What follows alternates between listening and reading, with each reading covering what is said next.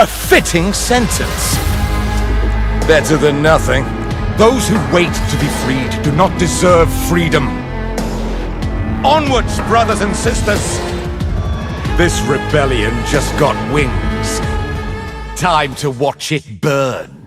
Hey guys, welcome back to a new video. Today I will show you how to play Sylas. With the skill sequence, you can max out Q or W first depending on the matchup, Q against ranged champions and W against melee ones. E is maxed out last, and then always put points into your ultimate whenever possible so we can reduce the cooldown and be able to use more ultimates. Alright guys, we will be starting out with a Q level 1 here, and that is because we are playing against a ranged mid laner, so we can use this ability to stay back and then just use that to farm with. Now remember that level 1 Q barely deals any damage, so you really want to make sure that the minions are super low HP before you hit them with it. Just keep that in mind.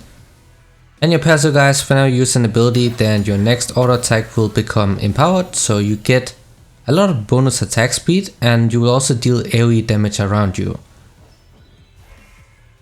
Now even though you deal AoE damage around you guys, it is still the primary target that will be receiving most of the damage, so whenever you're trading with a champion, make sure that you are hitting them directly and not just with the AoE, just to maximize your DPS output. And level 2 you can go for your E. It is also an ability that you can start with level 1 if you're playing against a melee champion, because you can get 2 procs of your passive, so it's a lot better for trading. But against ranged matchups I like to start with Q, because then I can avoid getting poked too much. Anyways, the first part of you guys is small dash that you can use to hop over walls with or to dodge abilities, and then the second part is the hook, so that is basically your main engage tool. As I mentioned earlier on, you can get 2 passive procs with your E guys, so that is very important to know. And then level 3 you can go for that W into a ranged matchup, so it is a damaging ability that will heal you based on your missing health.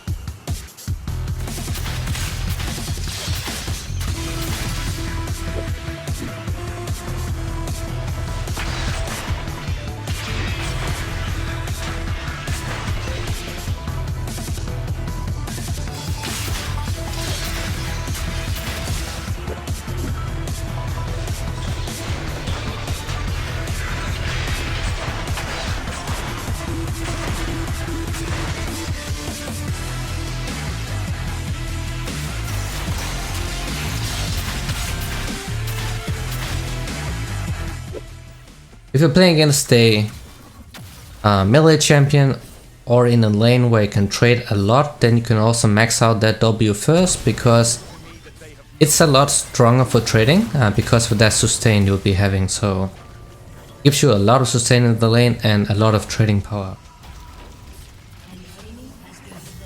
But when you play against ranged matchups you won't really be able to trade a lot, you just want to look to play it out passive in the early stages, so Qmax is a lot more easier to play around, because it's a lot easier to farm as well without losing all of your HP.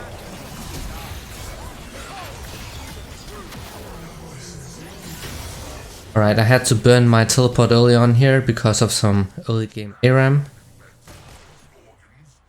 Not sure why. That Maokai is just looking to roam the entire game, I guess, so it is very annoying to play against, but we did get the flash away from Annie.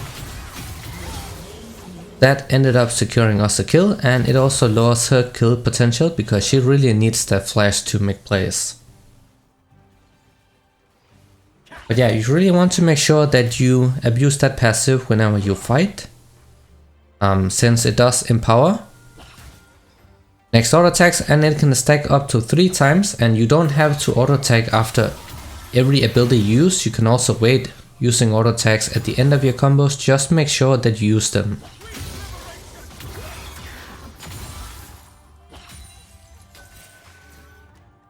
Coming again, he just wants to roam all game, that's fine though. So now we can recall and get the CDR boots. We're getting those because they are really cheap and they have so much value. You get so much ability haste for only 900 gold, guys. They are so cheap, so it means that your abilities as well as your summoners will be on a lower cooldown, and you will also be able to purchase your other items faster because these boots cost less than the others.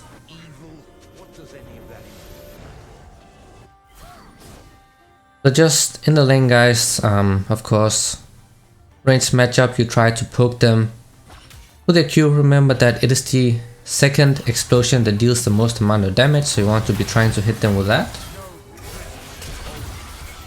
Nice counter roam by Pike. We can also get Maokai here. I have my E up soon.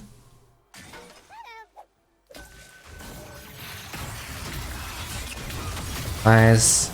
He has a lot of DPS with that passive, and we have Conqueror as well, so we scale a lot better. But if you play in a lane where you get poked down a lot, then Fleet Footwork is also fine, just to help you survive the laning phase and scale. But if you're confident in the lane and know that you can easily survive without it, then Conqueror of course scales a lot better. It's a lot better for the extended fights. Normally the first component I would be purchasing is the Lost Chapter, but I don't have enough gold for it, so we're just gonna go with the Blasting Wand here. Anyways guys, we are level 6, so we do have the ultimate up, and this is what Sylas is known for. He's able to steal the enemy's ultimates and use it against them. Now if you steal an ultimate that only has AD scaling, then Sylas will automatically convert that into AP scaling, so you still have a lot of damage. What's important to know here though is that your ultimate has two different cooldowns.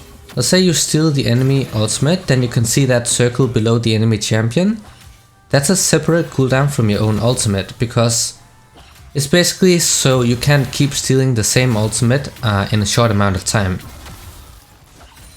So in the start it is going to go on a 200% cooldown, Annie's ultimate, before we can steal hers, but we can still go ahead and steal others.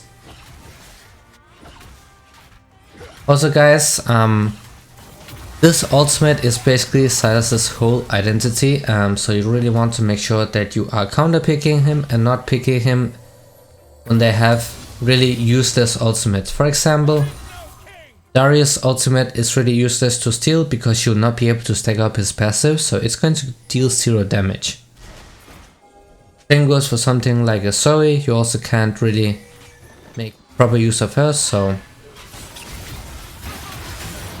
if they have good ultimates to steal, then Sylas is usually a good pick.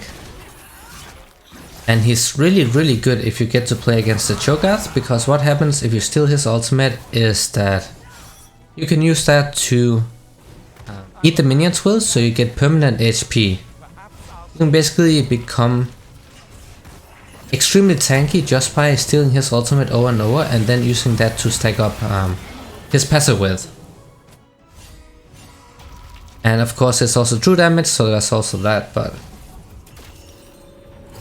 this ultimate also decides how you're going to play out the fights. This ultimate and the enemy team comp.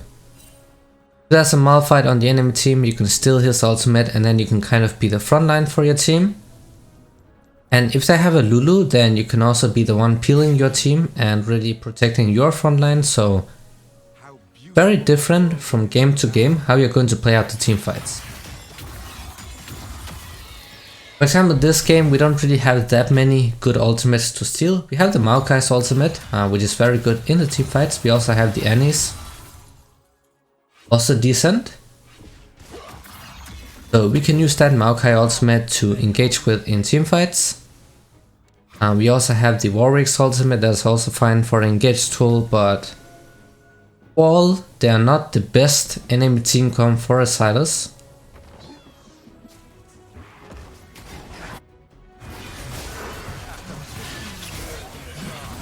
Looking pretty good here. Guy, I don't know if he's just trolling or what's happening. Just roaming all game, refusing to lane bot side. It's pretty interesting, and this is a diamond game and it actually happens a lot. The support just leaves bot lane and then just AFK roams the entire game, hoping to get his laners ahead before he falls behind.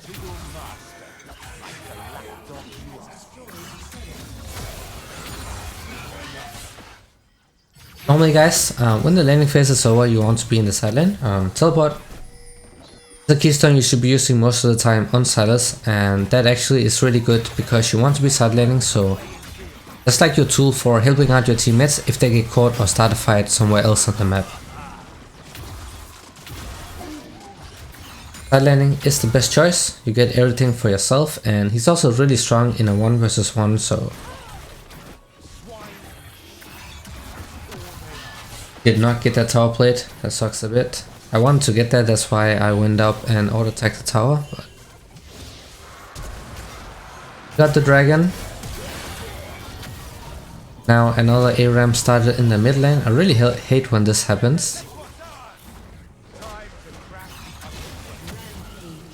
Because if you play a scaling champion, then you can't do absolutely nothing. Sylas is pretty good in the early game though, once you have like your first mythic item. That is what we will be purchasing now. Everfrost, that is the absolute best mythic item on Sylas. The active is very good for setting him up for the other abilities, and another really fun thing is that the Everfrost active also gives you another passive stack. Your ultimate is also supposed to give you a passive stack, but this champion is so bugged right now that a lot of the times your ultimate will not give it. But at least we have the Everfrost right now, so let's give it guys. And of course when you want to push out waves, use that passive, and same goes for when you want to push for towers, then you also use the passive. You also can be able to do it a lot faster.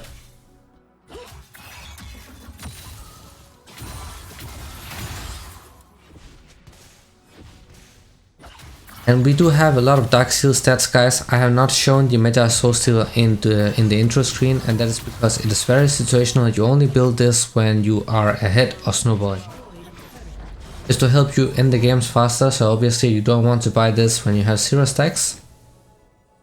But if you're fed, then of course it's a very good idea to buy it, because it gives you really nice boost to your AP stacks, and also gives you some really useful movement speed.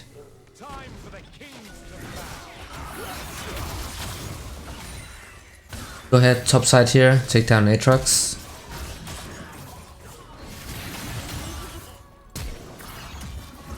I had to flash here because I thought she was going to ult me and then they could just chain CC me.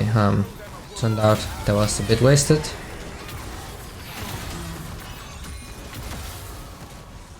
Yeah, if you guys are wondering what high elo games are looking like, then this is pretty much it. This is a mid-diamond game. Most games are ending super early on. So snowbally this season that these games where you just get a massive comeback, they're very rare.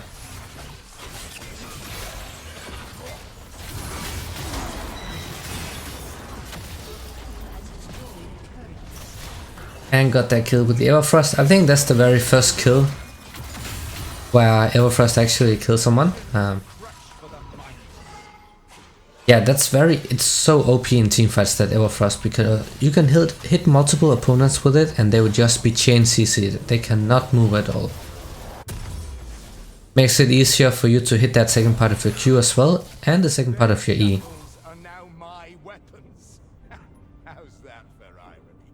So yeah, that is the best mythic item on Sylas currently, as of the time I'm making this video. If Everfrost does end up getting nerfed really hard, then of course you can go for the other mythics as well. Leandris Anguish is also really good. Play against the full tank comp. Now this is the best mythic. And even in the next patch where it's getting small nerfs, it will still be really good. I guess 1 and 4 Aatrox is able to 1 versus 1 me. 0 and 4, now he's 1 and 4. Yeah, he does have the Bramble Vest, of course. That's a massive counter to Sylas, anti-healing, because he's very reliant on his W to stand through the fights. A bit interesting that he's able to do that when he's so far behind and we are so far ahead.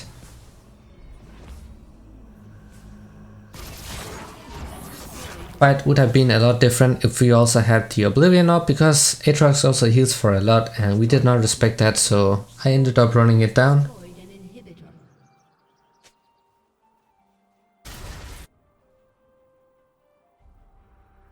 Keep going to the side lane here, guys. Of course, Aatrox ultimate is not very useful either for us to steal. We want something